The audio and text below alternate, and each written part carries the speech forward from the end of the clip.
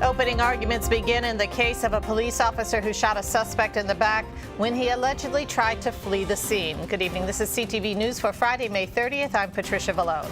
And I'm Byron Scott. We'll have that story for you in a moment. But first, a 20-year-old man who police thought was armed was shot and killed by police, and it turns out he was holding a pellet gun. Police called to the apartment complex in a 3300 block of Curtis Drive in Suitland.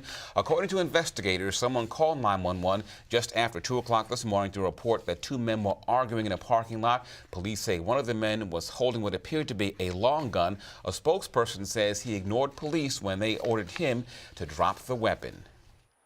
What we would ask is that for everyone involved to consider the circumstances that a police officer knows once he or she gets that 911 call.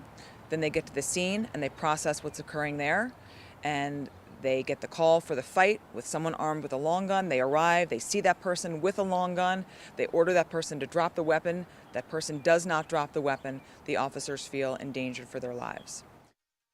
A second pellet gun was also recovered at the scene. Police say the two men who were arguing were brothers. Now, after 3 days of jury selection, opening arguments began this morning in the trial of Johnny Riley. He's the District Heights police officer who allegedly shot a fleeing suspect in the back, paralyzing him from the waist down. Latifah Majid has more on this story.